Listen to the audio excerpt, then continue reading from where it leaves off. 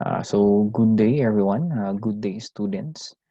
So after discussing our lesson on society, the evolution of man, diba? The evolution of society, and if you could still remember, our last discussion pertains on what is culture, diba? So there were different definitions given by different authors when we say culture. And I think I gave you an activity regarding concept map on how do you understand on what is culture, di ba? Since we're done on discussing those introduction topics, we are now on lecturing naman itong popular culture natin. So remember, the concentration of our subject is on Philippine popular culture. But I discussed before that before we move on what is popular culture, let us first look on the basics kung saan ba nanggaling ang popular culture natin. And of course, when you say popular culture is only part of a culture. And we have a lot of culture, and we all know that culture was part of society. And society was part of the world of man. And kaya diniscuss natin yung mga history na yun before. Now, let us now look on what is Philippine popular culture and what are the different theories under popular culture. I will not yet go on the Philippine popular culture. So we're going to make this one as a global popular culture on how the way we see Philippine popular culture in a global context. And of course, pagkatapos ng global context natin, we will now proceed with our Philippine popular culture na. Okay? So let's move on. So before we go on the definition of popular culture, we have this slide. Sabi dito sa slide natin, how artists think. Okay? So maybe some of you would be questioning, Sir, ano bang connection ng artist sa popular culture natin? And of course, sabi nga natin noon, culture is somewhat created by the people. Di ba? Hindi ito, okay, culture is not automatic. Meaning, pagkapanganak natin, may culture na tayo sa ating sarili. Hindi, di ba? Most of our own culture was passed by our own parents or our own grandparents. So, ganun din ang nangyari sa kanila. Yung culture nila was passed from noong generations pa nila. Di ba? Yung mga lolos naman nila and so on and so forth. And it's like your culture is passed from one generation to another. And we all know naman, even though culture is being passed from one generation to another, it does not mean that the culture being practiced before is still being practiced today. So, hindi naman. Pero, sinasabi ko lang dito, culture is being created by people. It is not automatic. Diba? Maybe I cannot say that culture is created by God. Kasi nga, culture is created by the people. Diba? So ano nang connection ng artist natin together with the culture? Well, of course, culture starts with an artist. Sino bang artist na to? It could be someone, it could be a leader who is creating a certain belief, a certain practice that he wants to practice for all of his followers, or pwedeng isang tao lang yan, or pwedeng isang community. Kaya nga sabihin, how artists with S yan. So, paano bang nag-iisip ang mga artist natin? So, parang ito, example lang natin, si Jackie Chan yan, di ba? I don't give a blank about how other feels about my work. It is my creativity. So una, first example natin dito with the use of concept of Jackie Chan. And we all know naman that Jackie Chan is a very creative person, di ba? And we all know that Jackie Chan is, if you try to read about the biography of Jackie Chan, he was born in a poor family. And malaki siyang baby daw na pinanganak. And yung mga biological parents niya, I cannot give financial needs of Jackie Chan as well. So until such time, nag-improve siya. And then nag-improve siya sa martial arts, di ba? And we all know he became a director. And then I know for us who knows or who know him today, is he is somewhat a successful actor, di ba? Hindi lang siya actor, producer din siya, and then director din siya. and most of his own directed films ay yung mga action movies. And ang ang somewhat unique sa kanyang movies is alam naman natin na halos totoo yung mga ginagawa niya, 'di ba? Nababalian siya ng buto and so on and so forth. But anyway, based from that, as a person, you would like to create your own culture based on how creative you are. So you do not care whether people will try to critique you, bakit naman ganyan ang ginagawa mo, and so on and so forth. Kasi nga, when you try to look at biography of Jackie Chan then, many of people, many of his relatives as well, family members, are against the different things being done by Jackie Chan. Di ba? All of those things. Pero yun ang isang artist natin. We do not care about how people will think of us. We think about our own self, di ba? Being creative. Sabi nga nila, YOLO, di ba? You only live once. So therefore, you need to do everything. Enjoy your life, be happy, and while you're doing that, you're creating a certain culture na minsan hindi natin alam, it was being passed by different people. And then yung different people na yun who adopted your own culture, i-share din nila yun sa ibang tao hanggang palawak na ng palawak ang culture natin. Di ba? I do not know if, di ba, kadamihan sa Facebook din, not only for Jackie Chan, di ba? In Facebook din, ang daming meme or mga things being shared in Facebook. Like for example, sabi niya na you're actually living for half of your life is working. So why not try to live happily? When you say live happily, you live by yourself, di ba? Live whatever you want to do. Bahala ka sa sarili mo. You have the freedom. Di ba? All of those things. So parang ganun yung sinasabi ko dito. Here, we have the second person. If kilala niyo yung mukhang yan, that is Yao Ming. Chinese basketball player who played in NBA before. And sabi niya naman, who is the artist, man? Diba? I'm just out to make some money. So ibig sabihin, based on Yao Ming, of course, sabi niya naman dito, I am only creating a culture for the purpose of making a money. And if you're going to look in our society, if you're a businessman, para kang isang investor who is looking for good investment. So paano ba yan? So like for example, ano bang mga kailangan ng tao? Of course, before wala pang invention of cellphones, di ba?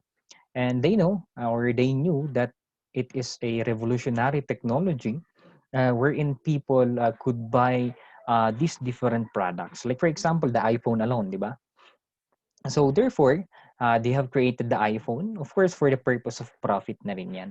So most likely, if you are on a business uh, context, ang ginagawa mo, ano ba ang kailangang culture that I need to create for me to get more profit? Okay? So, as much as possible, ang ginagawa mo dito ay you need to look for a need of the people. Or minsan naman, you are creating your own culture on which you believe that people will try to adapt or will try to buy. And of course, if you know to yourself that these people or all of the people will buy your own product, that will give you profit. So meaning, even though you create your own culture, the main purpose of creating your culture is not from the previous one. Kay Jackie Chan, di ba? Remember for Jackie Chan, freedom. I want to do everything. Okay, I want to live happily. Okay, I'm creating this culture not for the sake of others, but for me, it is for myself. If you want to paint, and then nagpe-painting ka lang, di ba? Hindi ikaw yung nagpe-paint para gusto mong ibenta, magkapera ka. If that is your main purpose as an artist, who is creating a certain culture, and therefore you're on the second one, di ba? Ikaw na si Yao Ming na you're creating the culture not for the purpose of yourself, whether you like it or not, or you dislike it, as long as it gives you money, and therefore you're going to create that culture, di ba? Next naman, we have here si Barack Obama, di ba? The former president of America before Trump. Diba? Sabi naman dito ni Obama, sure, I wanna be appreciated as an artist. But how is this gonna happen if nobody likes my work? Ito naman, on the third artist natin, he is parang dito naman siya. He is creating a culture based on what the people like. Diba? So, ibig sabihin, for Barack Obama, or the third artist natin, you're only creating a certain culture if you think that culture will be adopted by the people. If you know to yourself that culture that you will be creating will not be practiced or be adopted by the people, and therefore, there's no sense of creating that culture. So, ibig sabihin, parang you try now to look on the need of the people. Okay? So, main purpose mo, I think one very good example of this one ay yung mga, ano tawag nyo doon? Vloggers? Letter V, di ba? Pag sa YouTube, vloggers atang tawag nyo doon, di ba? But when you are trying to vlog, when you say vlog kasi, you are like giving a, kunyari, namasyal ka sa isang bansa, nagbablog ka, BLOG ha, di ba? Nagbablog ka kung anong meron doon. But when you say vlog, as in V, vendetta, I think you are videoing, di ba naman? But anyway, para ka daw vlogger in terms of on the third artist. So, ibig sabihin, as much as possible, you need to make something that is, ano ba yung mga gusto ng tao na panoorin. Regardless, pangit man ito or hindi. Sabi nila, kung basura man yung content mo sa di ba, YouTube na yan, okay lang. Kasi nga, gusto ng tao eh. Like for example, very good example of that, yung mga basurang content daw na sinasabi nila, yung mga nag-TikTok, di ba? Who are dancing. Dancing na, alam mo na, pinapakita yung mga, siguro kaseksihan nila, di ba? Minsan, tinatanggal whatsoever man yan na gustong-gusto naman pinapanood ng ibang tao. So therefore, that example alone is an example of this third artist. So meaning, you're now creating a certain culture that is being patronized by the people. Whether the culture that you have created is good or bad, di ba? As long as gusto ng tao yan, then so be it, di ba? The same then. Another example here is, you try to observe our Philippine television, di ba? GMA ka man or ABS-CBN before. If you're going to look on teleserye, di ba? Mga, ano bang English yan? Teleserye, we have series of, parang series television yan. Like for example, ano ba yung mga yan? Yung ika-6 na utos. So, I'm not pertaining all naman. But kadamihan ng series ng Philippine television natin, whether you are in GMA or watching ABS-CBN, kadamihan ay yung mga, alam yun, yung parang immoral na mga actions. Like for example, mga kabit, di ba? Yung mga naglalandian. Okay? As much as possible, sabi nila, wag sanang ganong mga bagay ang ipalabas. Mas lalo na sa harap ng mga bata. Kasi they are going to adopt that one. Pero, yun ang gusto ng tao eh. Di ba?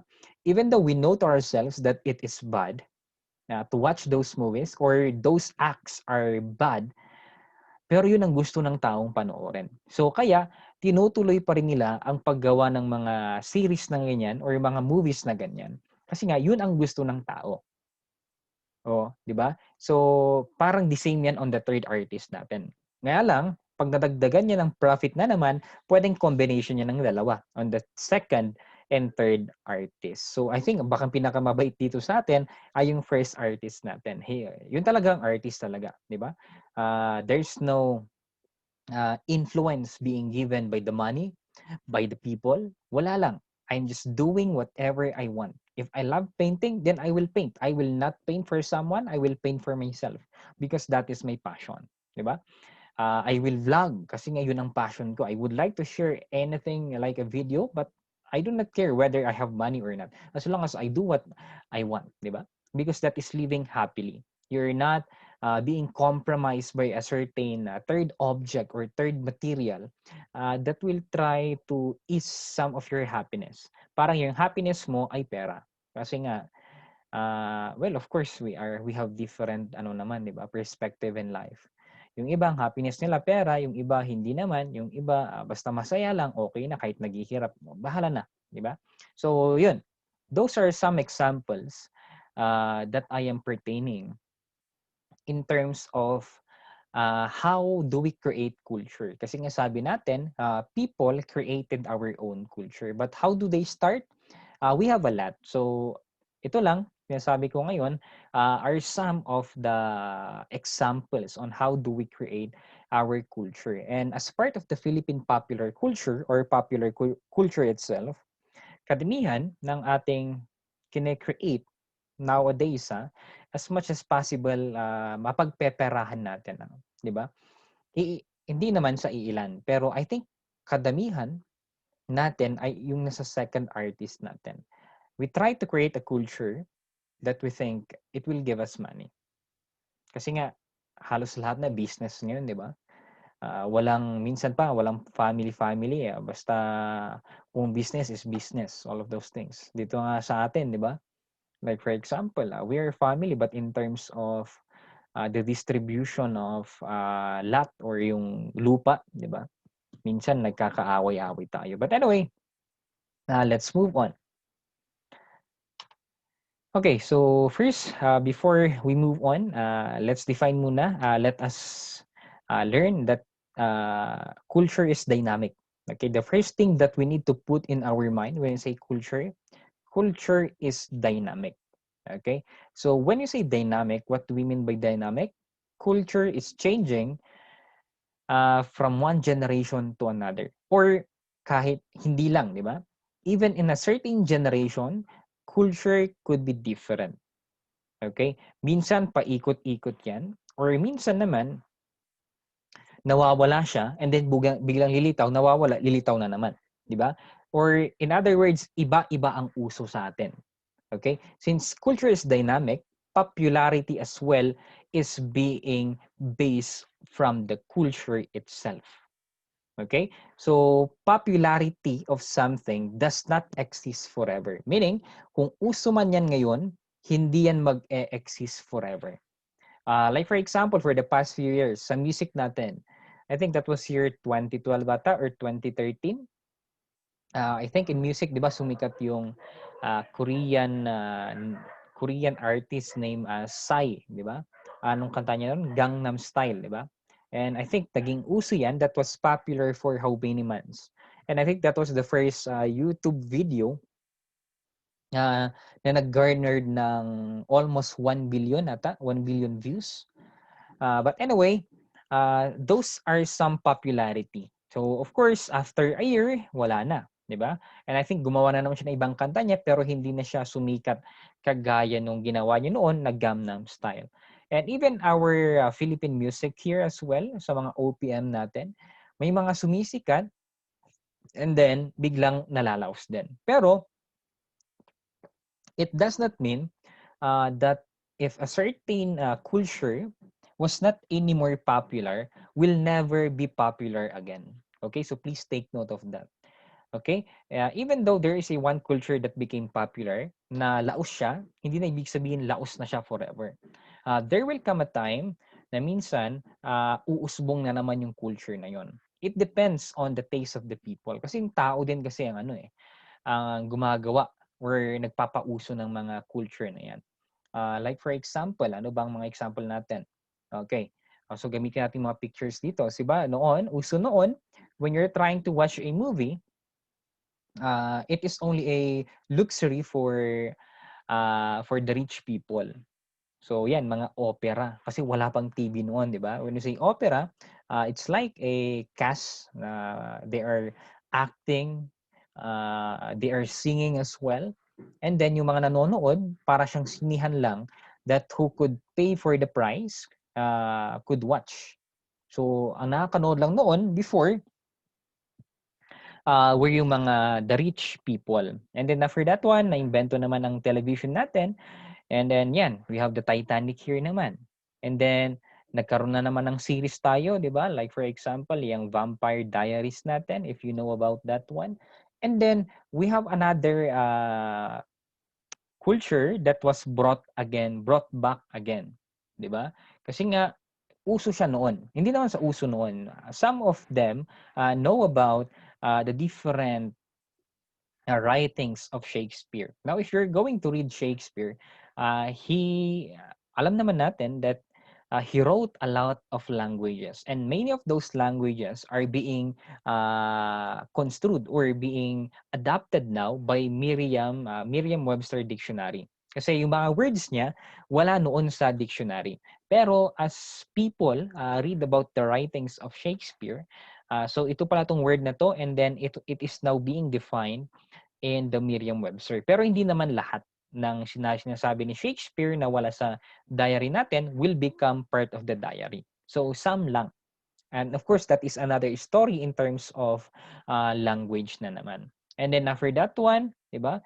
Bumalik yun, we have the Shakespeare writing. So yun siya. After that one, ayan naman, concert naman. I think this is Taylor Swift, di ba? And uso yung Taylor Swift natin. And uso yung mga concert natin. And I think umusbong yan in 1950s or 50s and 60s during the time of the Beatles. And then dumating rin sila Elvis Presley during that time. So nauso yan hanggang ngayon. We're now having those events that we try to attend. Diba? So we try to look on what is popular. And then nagkakaroon na naman ng magazines as well. And so on and so forth. So what I'm telling here is that culture is dynamic. Culture is changing. But it does not mean that if culture is changing, one culture could be erased once it is not anymore being used by the people. Pwede mangyari yun. Some culture will become obsolete until such time na wala na talagang nakakaalala sa isang culture na yan. Diba? Like for example, yung mga Greek cultures natin. Madami kaya. It's not only Athens and Sparta ang may mga culture. Madami pa sa different parts ng Greece before. Pero nakalimutan na. Di ba? Kasi nga, yung mga nasulat before were not recorded or yung iba recorded pero because of state wars. Di ba? Alam naman natin, based on our own world history, halos parang half ng generation ng ating mundo nag-suffer from different wars around the world. Di ba? And from that one, na-erase yung ibang culture natin. But some of the cultures that we practice nowadays were still part of the culture before. And then, di ba, yung ibang culture nga, hindi na naririnig ngayon, pero meron ulit yung tumaas na culture. Like for example, yung mga fashion nila on 1960s and 80s, yung fashion natin ngayon that we're using, were actually not a new fashion that we're doing for now. It's actually a fashion noong 60s and 70s pa yung, like for example, the fitted pants for the males, di ba? Noong 90s kasi nauso naman ng ambel. Ang tawag nila yung pantalon na hindi baston, kundi para siyang umbrella na parang bubong. Ganon. And then nung early 2000 and then late 2010 ata or 2010, bumalik na naman sa fitted pants, and it is not something new, but it all started from 60s and 90s pa. Pati yung mga damit ng mga babae ngayon, kala natin bago yan, no, hindi po. Hindi yan mga bago. It is para siyang history repeats itself, di ba? All of those things. So yan, culture is changing. Next, we have now the different theories under popular culture here. So we have, first one here, we have the gender theories, Marxism and hegemony, cultural liberalism, liberal pluralism, mass society, cultural industry, globalization of culture, and interactionism. So, bawat yan, i-discuss natin yan. So, sa bawat slides natin. So first one here, we have the popular culture and then gender. Before we move on the different gender theories, like for example, yung mga yan, gender stereotyping, perpetuating patriarchy, ano ba? Okay, what do you think is the connection between popular culture and then gender? Actually, there is a big connection between these two concepts. Remember, when I say popular culture, from the word itself, it is a culture that is popular for the people. When you say popular, it could be the people are aware about this culture, or the people are practicing this culture, or it is somewhat a para siyang isang uso, 'di ba? Na uso. From the word itself, popular, 'di ba? From the music, from the films. And then when you say gender, it pertains on, it's not only the sexuality of the person, whether you are a male or female. Remember, we only have two sexes, di ba? We have the male and then the female. But when you say gender, it is somewhat a broad na naman. Pwede kang LGBT community, di ba? LGBTQ+, ang haba-haba nga. You could be a lesbian, a gay, transgender, LG, ano yung B? Bisexual, and then yan, all of those things. Queer, when you say Q, queer. In other words, when you say LGBT community or yung queer na yan, they are somewhat different. Diba? Kaya nga tinawag na queer. From the word itself, queer, naiiba or peculiar, in other words, ang sabi nila. And there is a big influence between the two, or there is a big connection between the two. Now, for example, okay, paano ba nag-recreate ang isang culture with the use of gender? So, how does gender create a certain culture? Madami, di ba? Some of which, paano siya? Pinaka-good example niyan, di ba? Yung sinabi ko from my previous slide, from the TikTok. Di ba? Yung mga TikTok videos natin, which shows some of, hindi naman sa sexual, alam mo na yun, yung mga pinapakita yung cleavage ng isang babae, all of those things.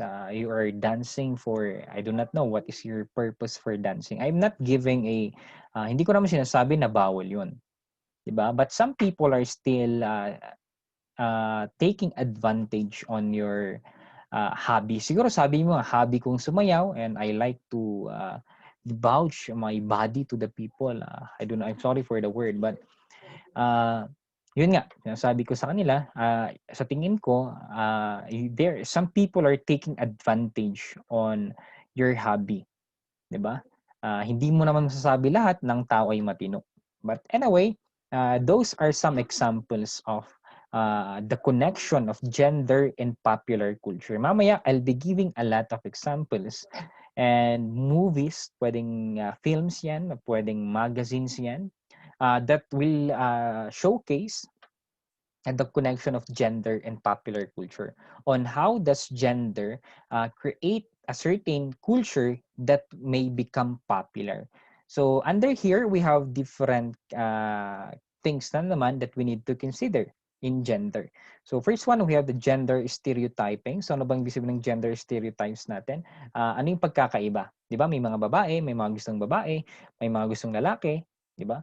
May mga gusto yung mga lesbians natin, yung mga gays natin, mga bisexual natin, from their own nature siguro, on how the way they feel. So magkakaiba ang ating pananaw sa isang culture. And yun.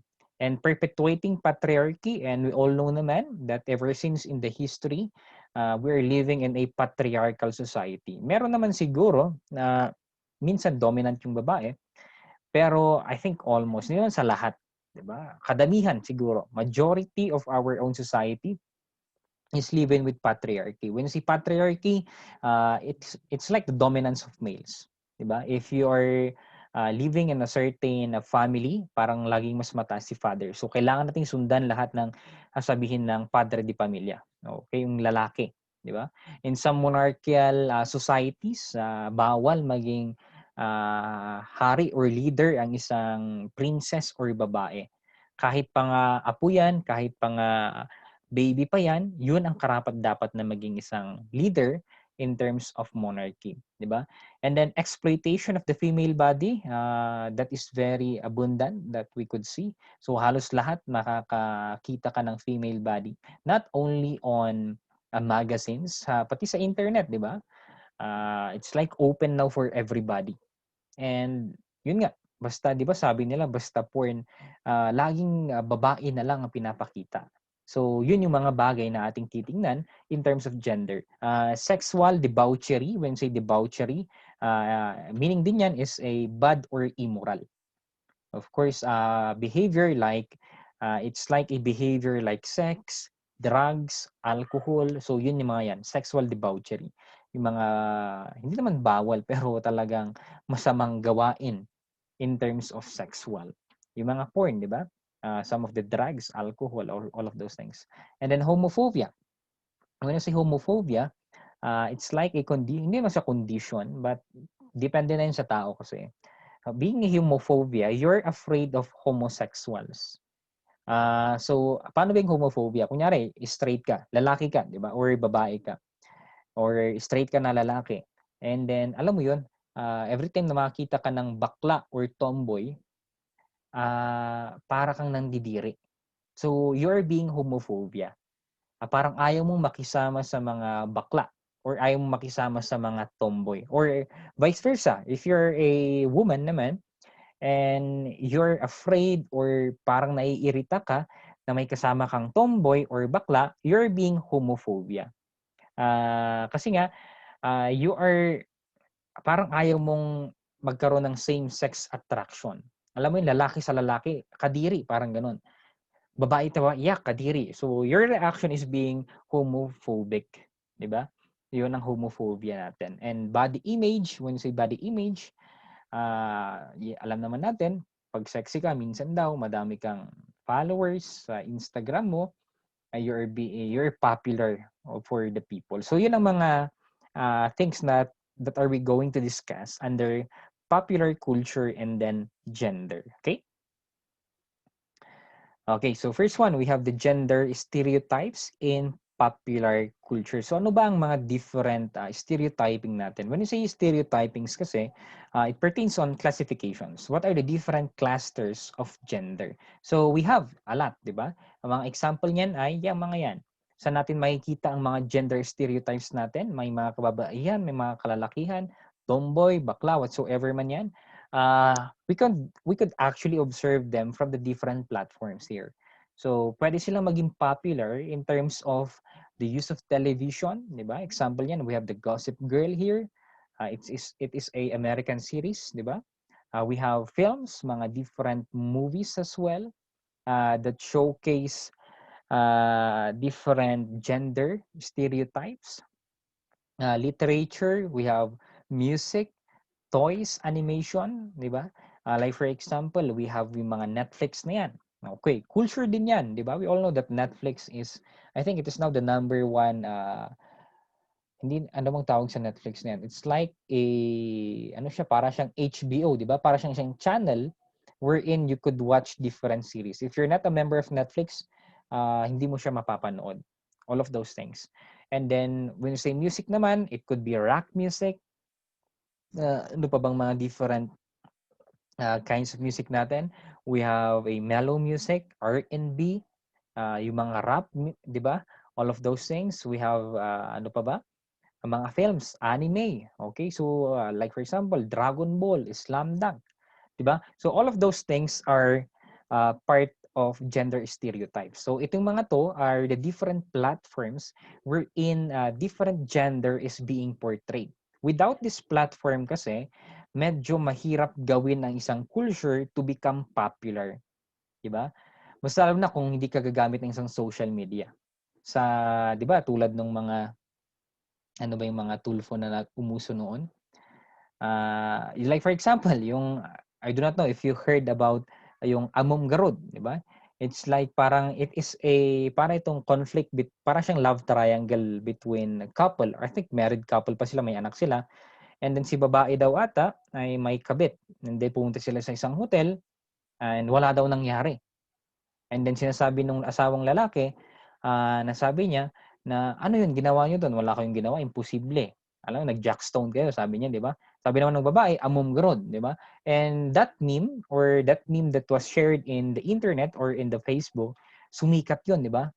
Pero ngayon ata wala na. And we have a lot. Ano pa ba yung mga meme na sasabi nila?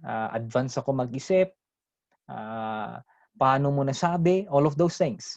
So through the use of these different platforms, a certain culture is being shared to the different people. Since it is being shared, some people are now adapting.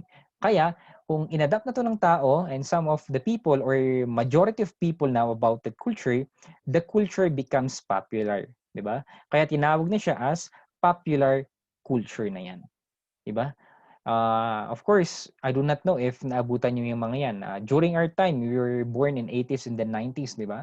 Sa anime, we have the Dragon Ball and then the Slam Dunk. So uso sa amin 'yan noon. I do not know kung naabutan ng time 'yan. I think baka alam niyo lang ngayon would be the Netflix, all of those things, yun yung bago ngayon. Even in celebrities din, 'di ba?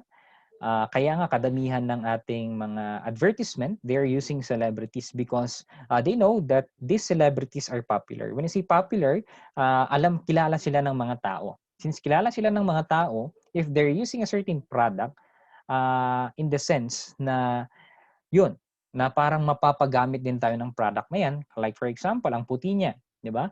And then gumamit daw siya, pumuti pa mas lalo, di ba? Parang mga ganung bagay.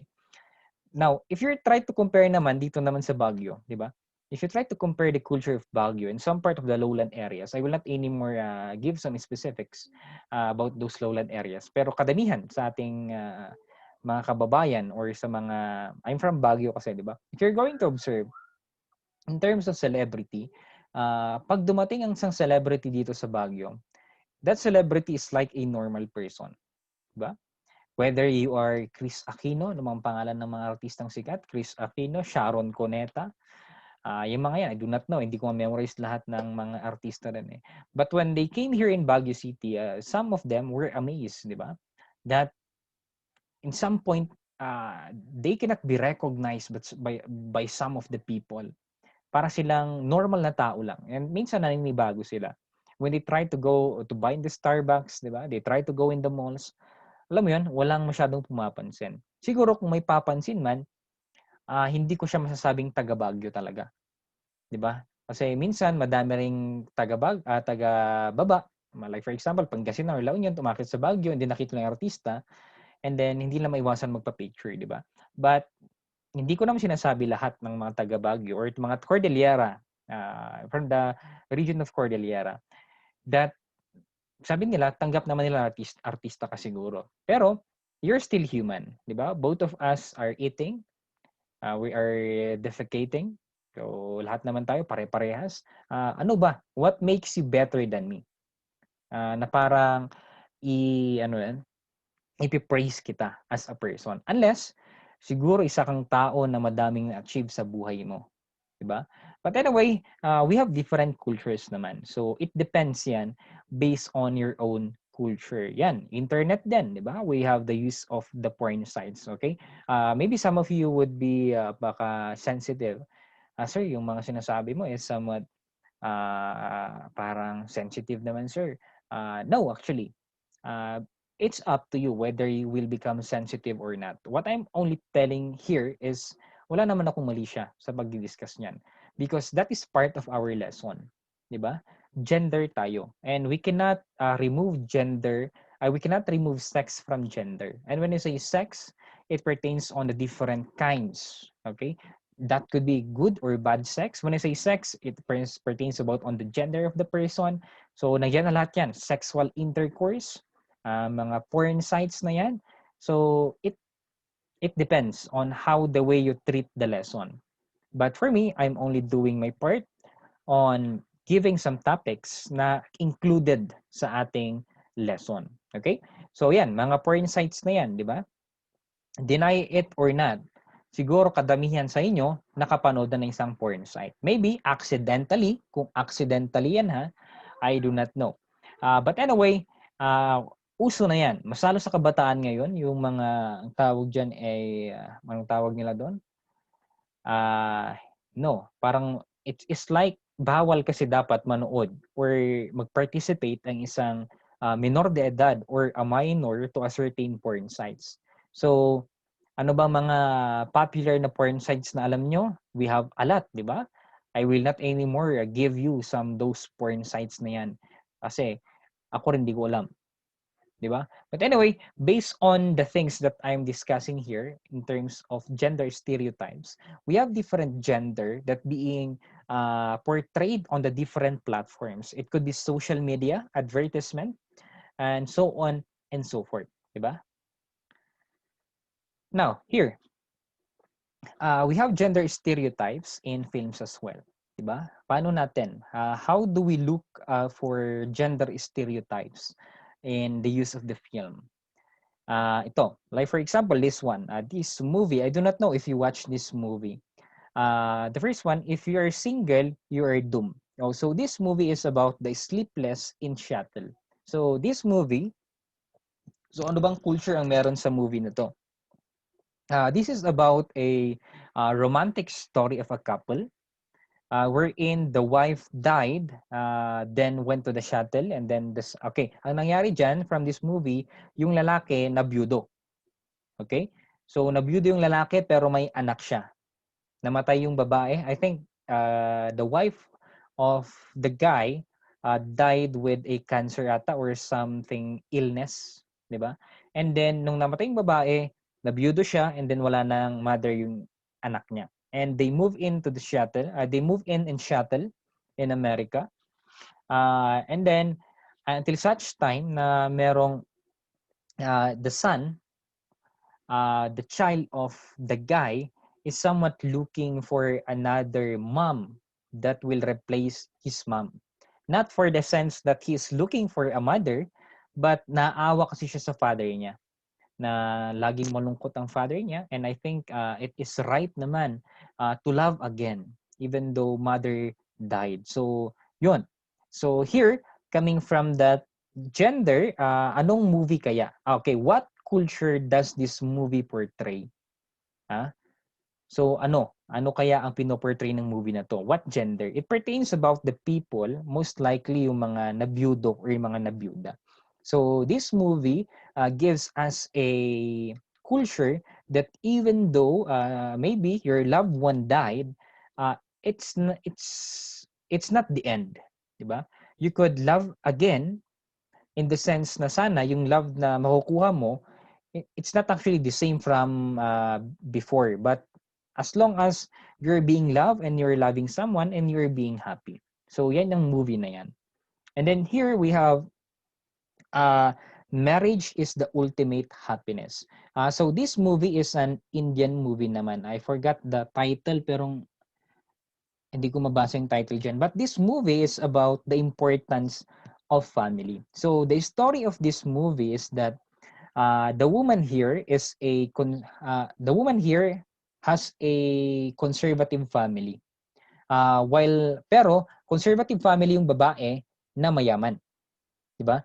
And then yung lalaki naman is yung family ng lalaki or the guy live on a liberated family, but they do not have that much money compared with the woman or the girl.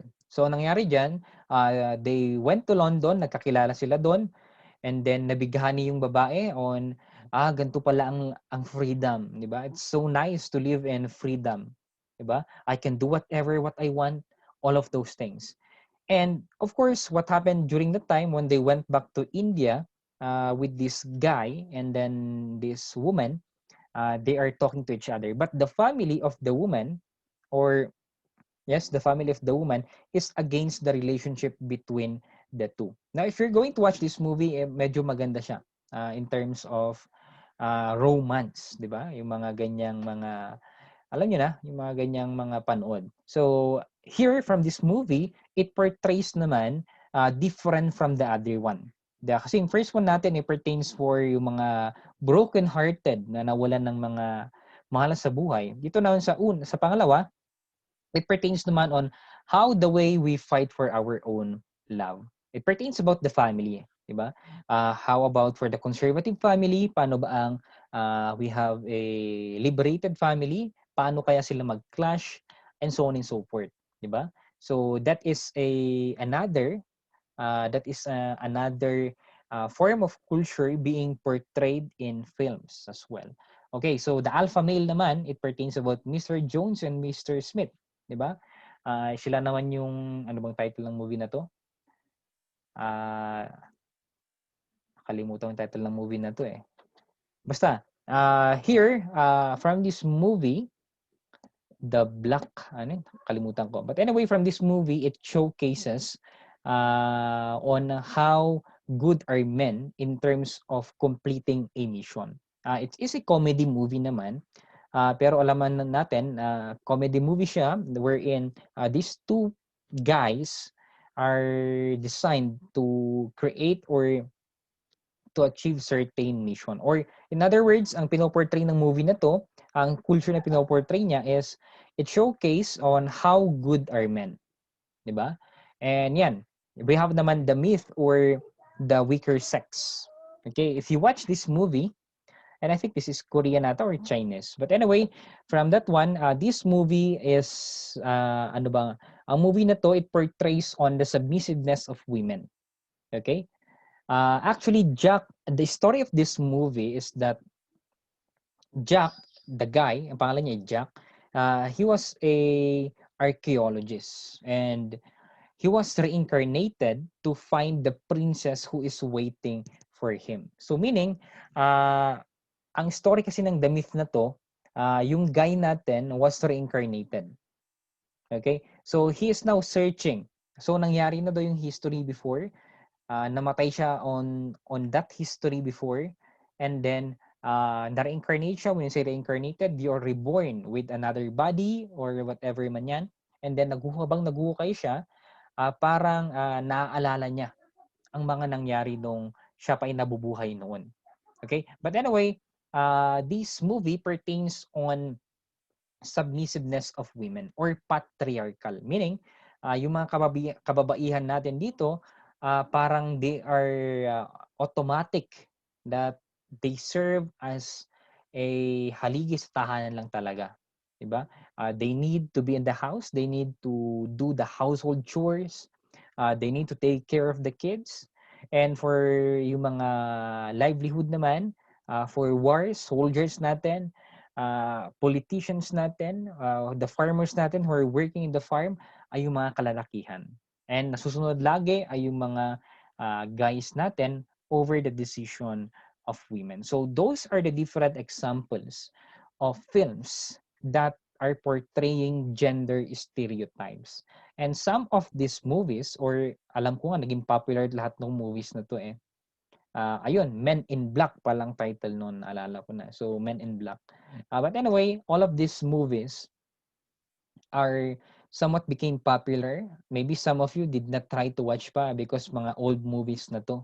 And here are some of the movies that I could remember lang. But anyway, yan, it is how being gender stereotypes is being portrayed in the use of different films. Depende kasi yan sa producer kung anong mga films ang gagawin niya. Okay?